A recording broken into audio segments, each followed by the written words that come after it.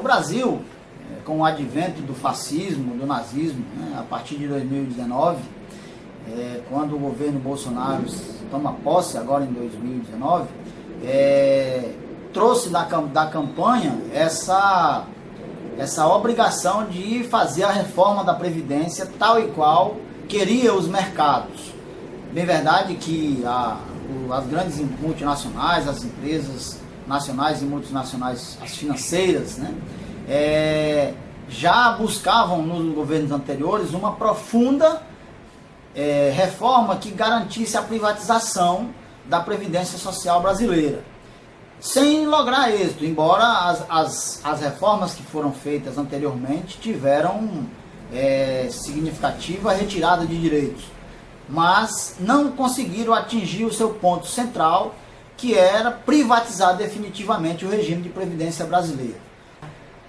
A proposta principal do governo Bolsonaro, na proposta de emenda constitucional 06 de 2019, era a capitalização da Previdência Social. Era uma mudança do regime de repartição adotada pelo Brasil pelo modelo que foi adotado no Chile, por exemplo, que é o modelo de capitalização.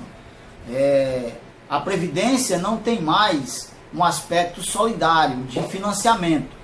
A Previdência Social no Brasil, como eu já falei anteriormente, ela é financiada por empregados, empregadores, pelo governo e pela sociedade de um modo geral. Ela tem uma diversificação solidária de base financeira, de financiamento. Ocorre que o governo Bolsonaro quer uma mudança no sentido de trazer a capitalização. E aí o financiamento se dará apenas por quem tiver condições financeiras para pagar. Ou seja, nós deixamos de ter uma previdência social pública para ter praticamente uma previdência privada. Então, e aí os mecanismos de previdência privada, que ainda é permitido, ele passa a ser a principal forma. E com salário baixo, desemprego, a capitalização será praticamente impossível. Ou seja, nós vamos ter no futuro trabalhadores que não conseguirão se aposentar porque não ganham salário suficiente para garantir o pagamento da sua aposentadoria no futuro. De modo que essa proposta do governo Bolsonaro entrou em discussão em 2019, mais precisamente no mês de fevereiro. O Ministério da Economia apresentou essa proposta, que já era um compromisso de campanha. Talvez se não tivesse assumido esse compromisso, o Bolsonaro não tivesse sido eleito, tendo em vista que ele era contrário quando era deputado, né? Era uma das poucas diferenças, até por uma questão muito mais corporativa do que ideológica. Ele era contrário a essa proposta de reforma de previdência, de privatização da Previdência Social, porém, para se eleger, teve que fazer acordos e, consequentemente, colocar um ministro da Economia ligado ao mercado, que vai de encontro até muitas ideias de que, de repente, ele pudesse ter no passado. Então, para garantir isso, apresenta a proposta de emenda constitucional 06 de 2019, que se transforma na emenda constitucional 103 de 2019, que entrou em vigor em novembro do ano passado. Então, essa medida, essa emenda constitucional altera substancialmente a Previdência Social brasileira. É bem verdade que não consegue totalmente o intento, porque o modelo de capitalização proposto inicialmente ele não conseguiu ser aprovado pelo Congresso Nacional nessa discussão, porém o ministro da Economia, Paulo Guedes, já tem uma proposta pronta para enviar ao Congresso Nacional de capitalização da Previdência Social, que será enviada esse ano ao Congresso Nacional. De forma que aquilo que foi assumido em campanha ainda não foi retirado do papel, será enviado ao Congresso Nacional, que terá que discutir a capitalização da Previdência Social, que era um dos objetivos propostos inicialmente e não foi alcançado. Então foram poucos os objetivos que o governo Bolsonaro queria e que não foi alcançado nessa medida de 2019. Bom, as mudanças trazidas pela reforma previdenciária de 2019 são muitas, complexas e amplas.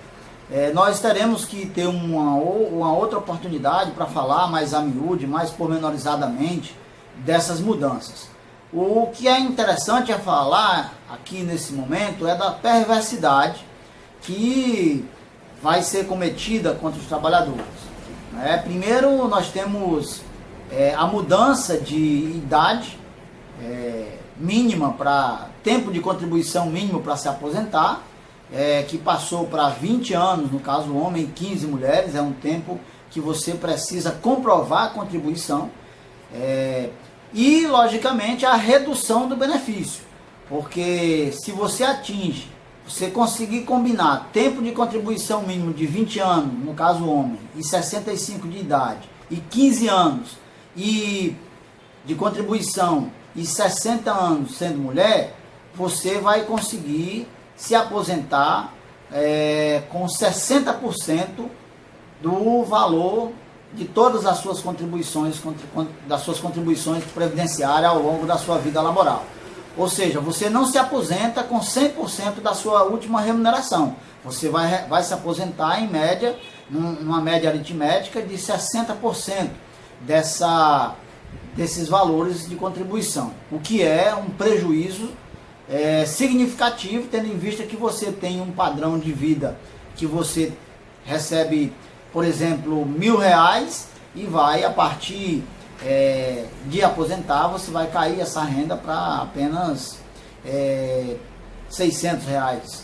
Então é uma mudança significativa, complexa, que quanto mais você vai precisar de valores para financiar a velhice, é exatamente no momento que você não vai ter condições de garantir uma renda para que possa lhe garantir uma qualidade de vida superior, ou pelo menos no mesmo patamar àquela que você tinha quando estava na vida laboral. Um outro aspecto nefasto da reforma é o tempo de contribuição. Com o desemprego em alta e o número e o tempo de serviço que a classe trabalhadora está hoje, vai ser muito difícil o trabalhador comprovar essa condição de empregabilidade que lhe dará o direito de se aposentar. No Brasil hoje nós temos, os empregos duram em média 1 ano, 1 ano e meio. Então, você só vai conseguir esporadicamente comprovar contribuição de 1 ano, 1 ano e meio, de modo que para conseguir 100% do que você recebia, você precisa comprovar 40 anos de contribuição. E ainda combinar com idade mínima de 65 anos. O que pode ocorrer que esse trabalhador não vai mais se aposentar. E se conseguir se aposentar, será apenas com 60% de todas as contribuições. Tendo em vista que será quase que impossível, dado aos níveis de empregabilidade e a qualidade de empregabilidade que nós temos no Brasil hoje. Então, talvez esse seja o ponto central, principalmente para os trabalhadores da iniciativa privada, as maiores dificuldades em se aposentar. Para os trabalhadores que já adquiriram tempo para comprovação de contribuição para se aposentar, e aí, para falar desse aspecto das regras de transição, nós precisaremos de fato de um outro momento. Eles terão que cumprir aspectos que na emenda constitucional vai ser tratado como as medidas de transição. Então elas são longas, complexas, e nem todos os trabalhadores conseguirão cumprir esses requisitos. É bem verdade que os trabalhadores que até a entrada em vigor em novembro do ano passado da emenda constitucional 103, que tiverem garantidos os requisitos para se aposentar, já podem se aposentar, ou podem, se quiser melhorar, obviamente, os rendimentos, pode continuar trabalhando por mais alguns anos. Mas isso, notadamente, precisará de uma avaliação jurídica, terá que contratar um especialista em previdência, um advogado previdenciarista, que vai fazer essa análise para garantir uma qualidade de vida melhor. Se vale a pena se aposentar agora, já tendo atingido o tempo, ou se vai ser necessário trabalhar algum tempo mais para garantir um salário um pouco maior e uma qualidade de vida, logicamente, melhor. No entanto, os trabalhadores que até novembro do ano passado não tiveram os requisitos necessários para se aposentar atingidos, terão que entrar na regra de transição. E essas regras de transição seria importante que nós tivéssemos um momento para tratar especificamente dela.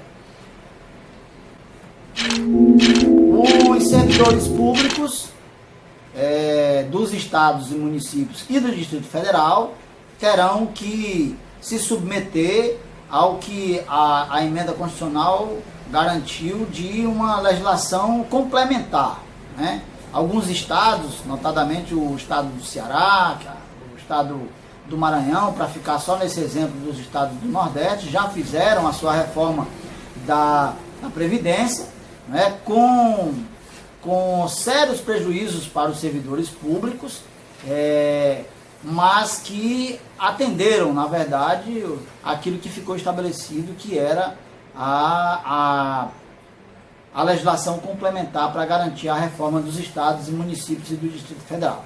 Então, é uma outra reforma, ainda mais complexa, porque cada estado e município tem sua peculiaridade. O problema é que esses governos atenderam já o pedido do governo federal e já se adiantaram, porque não foi especificado um prazo para esses governos estabelecerem as suas reformas.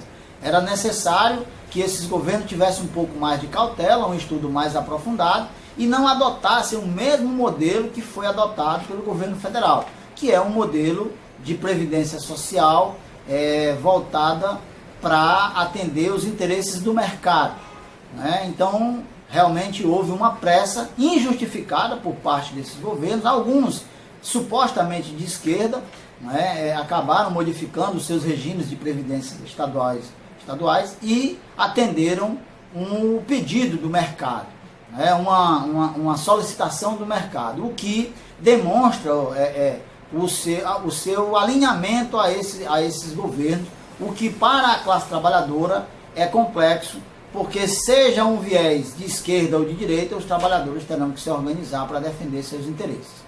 É bem verdade que agora a coisa se torna um pouco mais complexa, tendo em vista que essas reformas já foram aprovadas, mas quando a classe trabalhadora se organiza, é possível garantir e preservar alguns direitos.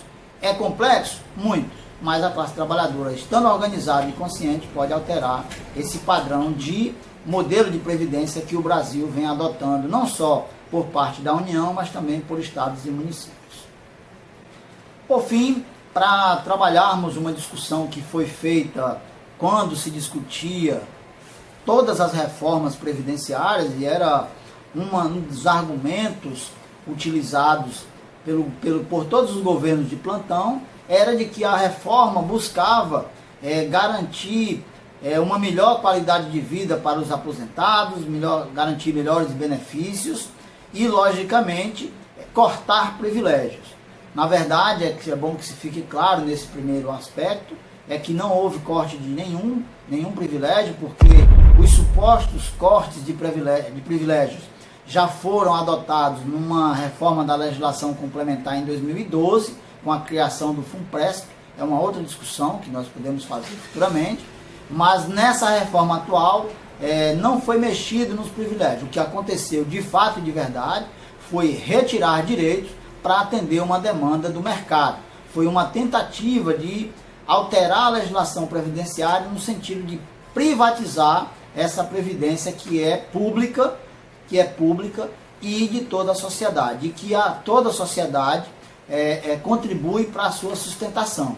Ocorre que agora, com essa mudança previdenciária feita pelo governo Bolsonaro, e também um pouco nas reformas que foram feitas nos governos anteriores, tiveram esse viés de garantir e atender a demanda do mercado para possibilitar que o dinheiro da Previdência Social seja utilizado para pagar juros e amortização da dívida brasileira, da dívida interna e externa, e logicamente também para garantir significativos lucros para as grandes financeiras nacionais e internacionais.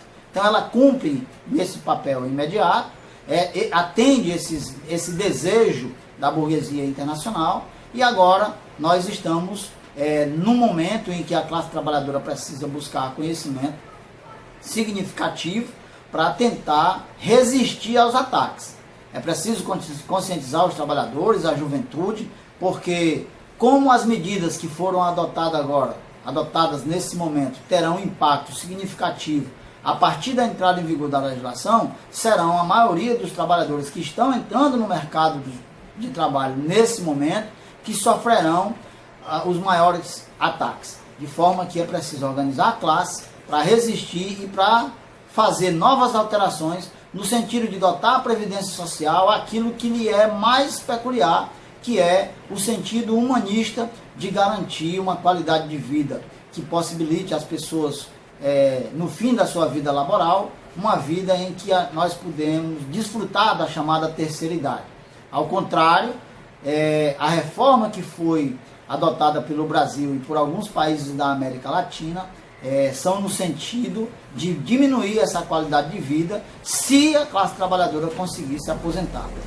Ao contrário, nessa atual reforma no Brasil, a dificuldade para se aposentar daqueles que estão entrando no mercado de trabalho agora serão enormes. É possível que nem se aposentem, contribuam durante toda a sua vida laboral, mas não conseguirão atingir a aposentadoria e, consequentemente, nós podemos falar que é um dado macabro, mas com certeza morrerão antes de se aposentar. Mas é preciso que a classe trabalhadora se organize, de fato, para combater essas medidas que foram adotadas a partir de agora. Preciso que sindicatos, associações de classe tomem para si essa tarefa e consigam cumprir essa medida de organização para fazer frente a esses ataques que a classe trabalhadora está sofrendo.